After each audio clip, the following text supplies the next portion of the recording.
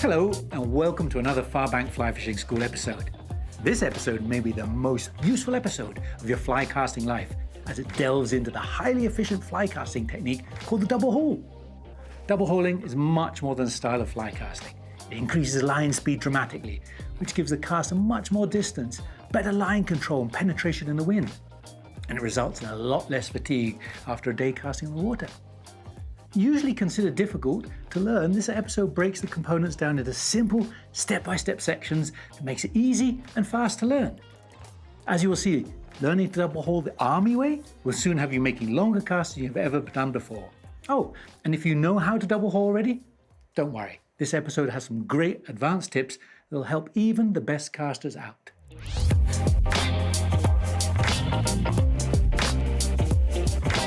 So before we get into the episode, what is double haul? Well, in fly casting terms, the haul is the terminology for you pulling the line with your non-casting arm. Right-handed caster, pull with the line, and your non-casting arm, that's a haul. And a double haul, simply twice. So double hauling is good. We'll see in this episode why you double haul. You can also put a single haul on, and a lot of people do put a single haul when they're casting. They make a haul on the back cast and make a forward cast. And while that speeds up your back cast, it doesn't really speed up your forward cast. So a much better technique is to learn a double haul, two hauls. And that's what this episode's about. Now you may ask, why does a double haul work? How does it work? Well, let's take a little look at that with this rod. I've threaded this rod up, tied it to something, and when casting, what we're trying to understand is the flex of the rod is something you're trying to achieve. The more the rod flexes, the more the rod will ping and fire the line, so you get line speed. And look what happens to the rod when you haul. You increase the bend. That bend increase is excellent. It gives you more line speed, and you can use less effort. So simply hauling on the line at the right time increases the load, makes it a more efficient casting technique. And as you'll see in this episode, you're going to find out that you can have different haul lengths according to what you're going to be doing. You might have a long haul here, or you might even do things called tweaks, which are just short hauls. But if you have two of them, it's the double tweak. Now, before you get into that, and before you go, oh yeah, this is something I want to learn, I've always wanted to learn double haul, just one word of warning. Do make sure you have a really good cast first. Make sure you've got nice loops, back and forward. Make sure you've got good positive stops and you have complete line control and your timing's right. Because if you don't have a good back cast and a good forward cast, you're not going to find double haul very easy to learn. So get that dialed in first and then get out double hauling. And to learn to double haul, you probably should start with some specialized gear. If you want to learn this really quickly, you should start with specialized gear. And we're going to take a look at exactly what that is in the very next chapter.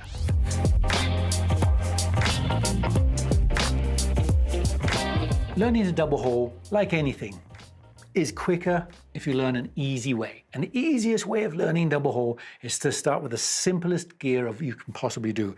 And there's a thing called shooting head. If you're a fly fisherman and you fished a little bit, you might know it. If you haven't, you might not know it. But a shooting head has a fat bit of fly line, that's this olive thing here, and it's attached independently to a very, very thin bit of line. That's called shooting line or running line, whatever you want to call it, but it's a really thin bit and it's a really thick bit. And you'll see why when we go into the next chapter of why that's important, but really if you want to double haul easily, start off with a shooting head. And if you don't know what shooting heads are and the kind of gear to use for shooting heads, I would start off with something like this. This is a slick shooter. This is a shooting line we make at Rio. It's 25 pound. It's very, very thin. Get yourself set up with this. You just tie this onto the backing, you wind it on, put a loop, and then to that loop, you're going to attach just a regular shooting head.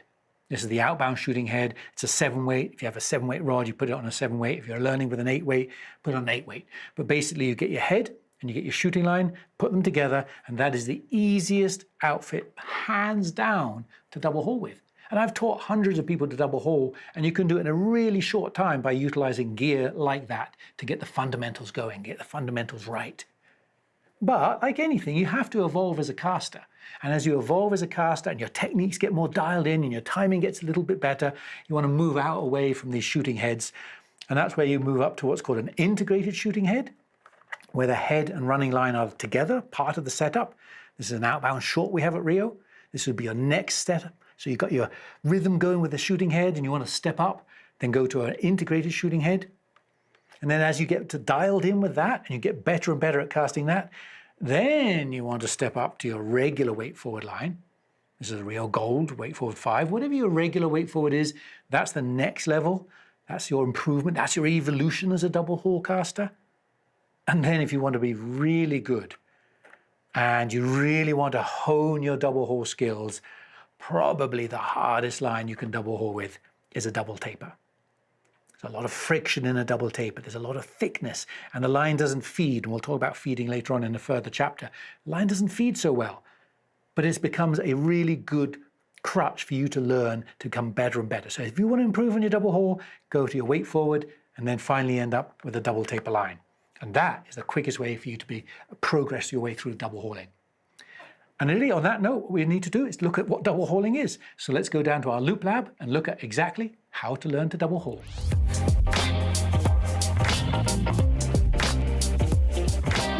So here we are in the wonderful Farbank Loop Lab.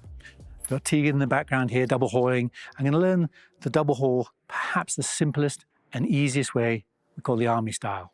Keep it really simple. Tegan's set up with the outfit I showed you at the beginning in the studio there. We've got that shooting head on the front end of the line.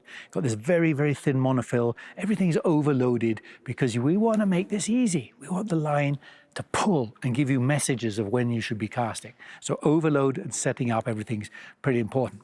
The hardest thing for most beginners to get when they learn the double haul is that the casting hand is going to do 2 moves, back and forward. And the non-casting hand is going to make 4 moves. 1, 2, 3, 4. It's like playing the piano. I can't do it because I can't get my hands to do separate things, but double haul is that. You've got to have to do 2 moves with this and 4 moves with that. And the 2 moves are the haul, and the haul is the term for when you pull the line away from the rod, and then the feed, which is the term for when the hand comes back to the rod.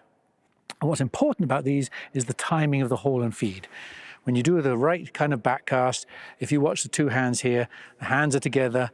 What you don't want to do is leave the bottom hand behind. That is not a great way of double hauling. What you want to try is both hands should come up and then they haul and separate away as you do that back flick. Same time as you do the flick. That's really important to get that haul. Then the right hand stays dead still, the casting hand stays dead still, and this hand here holding the line slides beautifully back, meets it. And then the same thing to be really careful of on the forward stroke, drive both hands forward and haul there as you rotate the rod. So bad, leaving hand behind, hauling early. Good is delaying the haul here and delaying the haul there. So those are kind of words of warning to get you started. And the easiest way of doing this is what's called the army style. My dad taught me this when he was teaching me how to fly cast and how to teach. And he said, son, just keep it really simple and break this thing down into 4 separate moves. Don't try and learn everything at once. And those 4 separate moves are very, very easy. We can see Tegan back here. He's going to show us the army style. And very simply, you're going to make your back cast. You make your back cast and put a haul in, and then you just stop. Let the line land on the grass if you're in a park or on the background or in the car park or wherever you are. And then you keep your hand still, your casting hand dead still. And that hand holding the line feeds back. Very important, it feeds back to the casting hand. Then you stop again. You have these breaks. It gives you time to kind of process it. And then your forward cast starts, you drive forward, put that haul in with a snap, and then you stop again. And then you bring your hand back on that last feed, and you're back to the starting point. That's the army style. So you're going to learn it easiest, quickest way. Don't try and be macho and just say, oh, I can do that because it looks really easy, and pick it up and your hands are flailing everywhere and you have no control. If you can't learn the double haul, be humble and break it down into these simple 4 moves. Just to reiterate again, you're going to make a back cast with a haul and you stop and you wait, say for a count of 3. Let the line fall down, then you keep your rod still, slide your hand back, make sure the hand meets the rod, then you drive your forward cast forward, as you can see Tegan's doing right here, making this 1, 2, 3, 4. Break it down like that. And one of the greatest things about breaking it down is it really reinforces the correct muscle memory. There's a terrible affliction in double hauling when you're learning it called creep. And creep is, I'm going to show you with my two hands here. Watch this creep thing. When I do my back haul there, what's really important is the hand holding the line goes back to the rod, all in one go. And then you come forward. And what creep does, what a lot of people do when they're learning this double haul, is the rod hand and the line hand come together and creep and meet here like that instead. And you've lost half your forward cast. That's a thing called creep. Don't be a creep. Make sure you've got this haul. Make sure the hand comes all the way back to your rod. Your rod is dead still. Drive forward and finish the forward cast. And again, you can see Tegan here demonstrating the worst thing about casting. The double haul is called this creep thing. If you can avoid the creep, your hauls will be super effective. And really, you just practice that. You practice those 4 moves, 1 and 2 and 3 and 4, out on the park, wherever it is. Get your rhythm going, get the haul, get your 4 hands moving and your 2 hand moving components so you become smooth. And then you've got to put it all together to become a little bit better at this double haul. And we'll take a look at that in the very next chapter.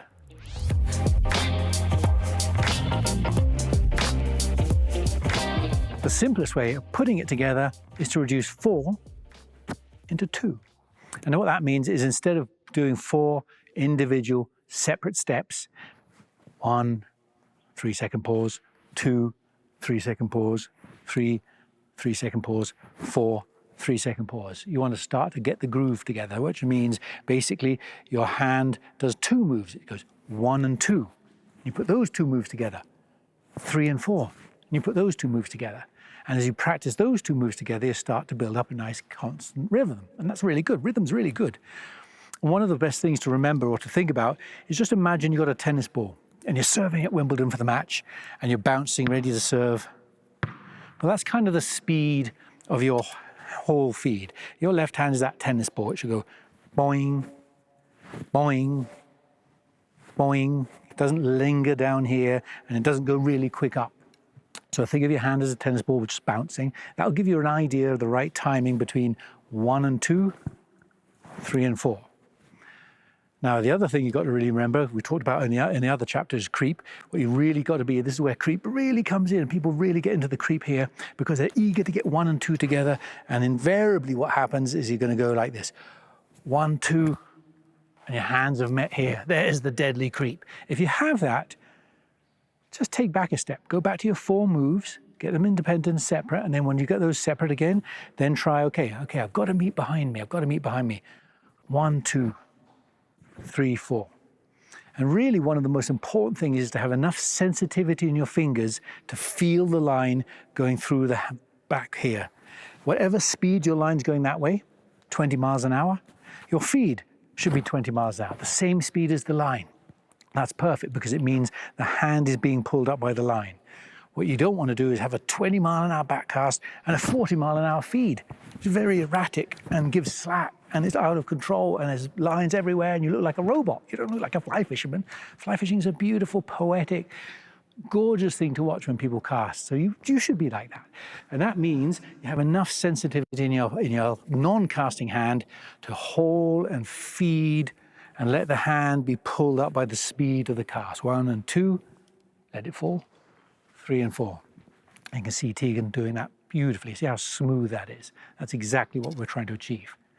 And once you're comfortable with these 2, 1, 2, 3, 4, then we really want to get in the final part of this casting thing, which is getting in the groove, putting all of this together until you become a very smooth, beautiful double hauler.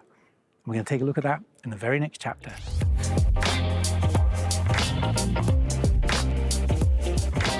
The best way to get your groove going in this double haul is to take those 2 moves to 1 move. Remember we started with 4 moves, 1, 2, 3, 4. Now we're going to go 2 moves, 1, 2, 3, 4, and now the groove becomes 1 move. You basically want to get to the point where you're so comfortable with those separate moves that you can literally pick your cast up and go 1, 2, 3, 4.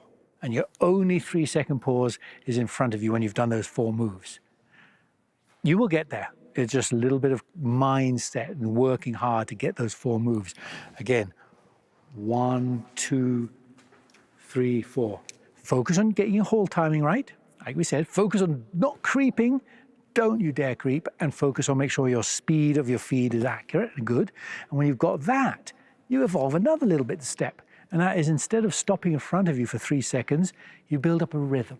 And the best way of building up a rhythm is to keep the casting going with false casting.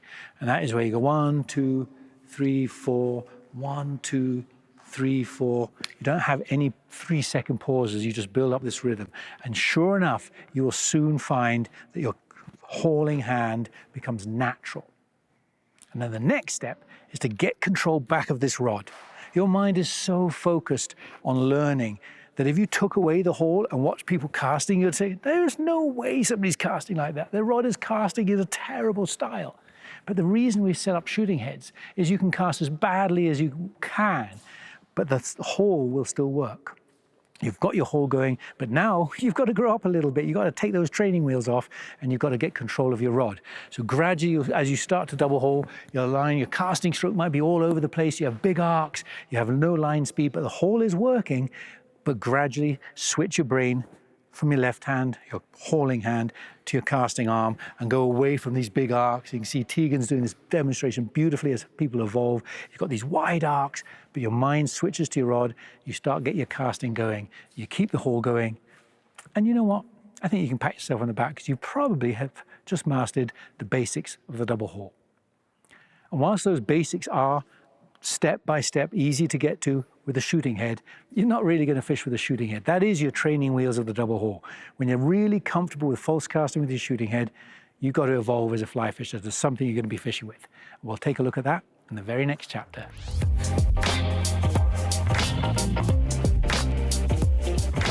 So that's the basics of double haul.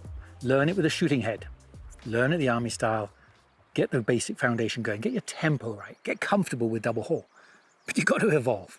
You can't just be chucking shooting heads because you're not going to catch a lot of fish and it's going to land with a lot of impact. Plus, you're not progressing. And all these things are designed to get a better and better caster. And how you do that, essentially, is a choice of your line. When you've got the double haul going with that basic shooting head, probably the next thing to do is go to what's called an integrated shooting head. This is an outbound short we make at Rio.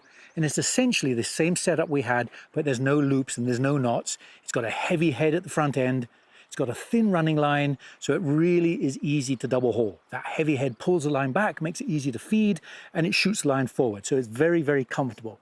And again, if that's your next step, that's probably how you should evolve. But again, it kind of is a shooting head. So you're not going to fish shooting heads, even integrated shooting heads. So I would say that your next step for evolution is go to your regular weight forward, whatever you're going to fish with, right? Your weight forward is what you're going to fish with. Now, weight forwards are a lot harder to double haul with when you're learning than your shooting head, and certainly than your integrated shooting head. The running line is thicker. That means more friction. The head is a little bit lighter. That means there's not as much tugging. But as your next step, and as you're going to fish weight forwards, that is a vital step. Practice with your regular fishing weight forward. And then, if you want to get really good and have the most beautiful double hauling, make it harder. Go to a double taper. So a double taper line is the hardest line to double haul.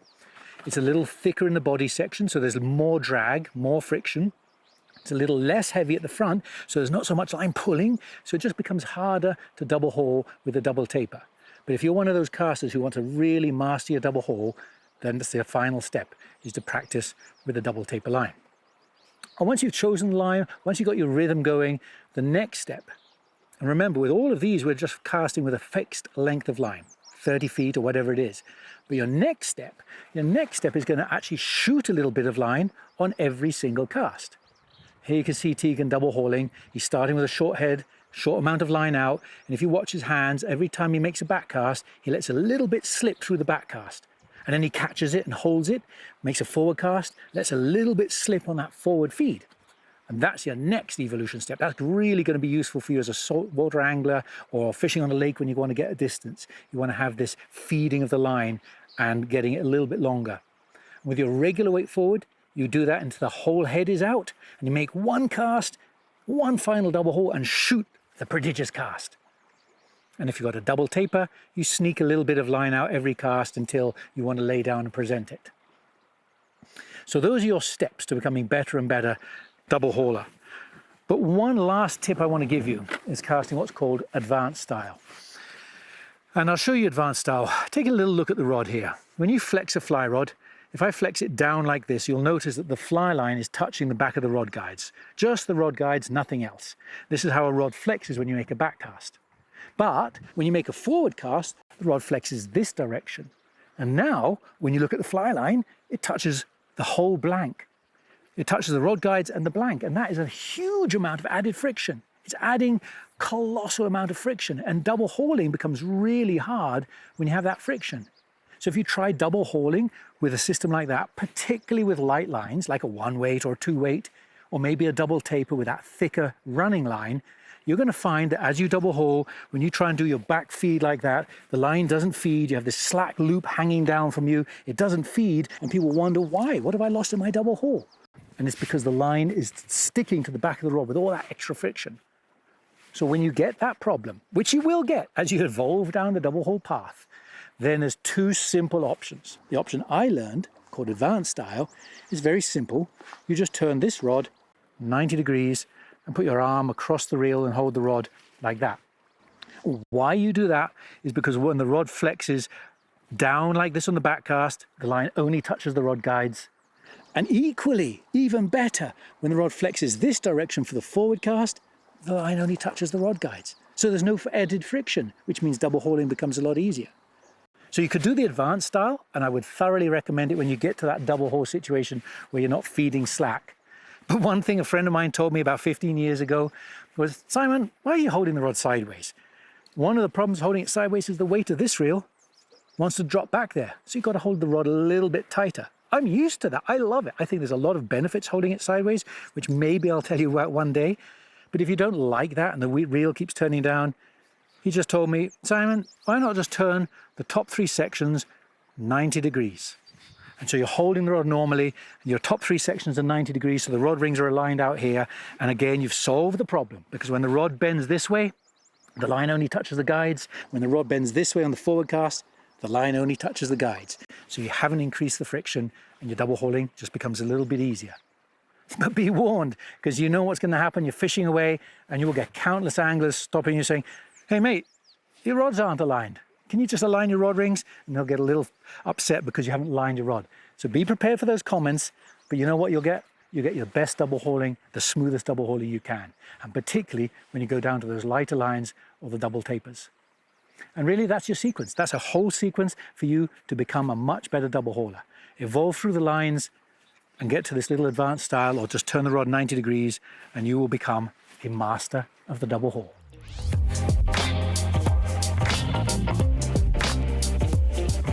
So with all that you've seen, you should now understand how to go from never having double hauled to becoming a really advanced technical double hauler with those hard to cast light lines and double tapers. Quick summary of what we've gone through. If you're going to learn the double haul, start with the army style. Make 1 cast, but have 4 movements. 1 and 2 and 3 and 4. Remember the army style? Best possible way of learning. When you get comfortable with that army style, instead of those 4 movements, remember we went to 2 movements. 1 and 2, tennis ball, 3 and 4. And then when you get there and you get that comfortable, you just do the 1 cast, 1, 2, 3, 4, lay that down. And then the final progression, if you recall, is to get into the false casting, where you build up a rhythm. You build up an inherent rhythm inside you that is good, where you're false casting and double hauling. And then again, make sure you progress through the gear. Start with the shooting head. Oh my gosh, the number of people I've taught, and you can learn it so fast with a shooting head. Don't miss that step out. But evolve. Evolve from a shooting head to the integrated shooting head, like this outbound short. And then go on to your weight forward. Take these steps. It makes you a much faster learner by taking these steps. And finally, and only if you want to be a really, really good double hauler, get on to the double taper line, because that is technical. That way you really, really need good hauling and good casting. And once you get to that point, you know what? Congratulations to you. You just learned how to double haul. It's perfect for the saltwater angler on the bow of a boat shooting to a fish with tough winds. It's an excellent technique for utilizing on the shore of a lake or on the side of an ocean where you want to chuck the line as far as you possibly can. And above all, it's a wonderful technique for casting and reducing the amount of effort you use as a caster. And that really, in a nutshell, is what double hauling is all about.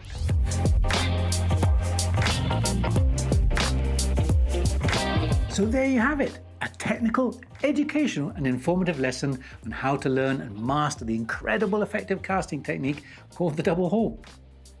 Hopefully you've learned how to get started with a simple army way, and you can see how to progress and grow your skills until you are a proficient, effective double hauler, getting more distance, better wind penetration, and being able to use a lot less effort with your fly casting techniques than in the past.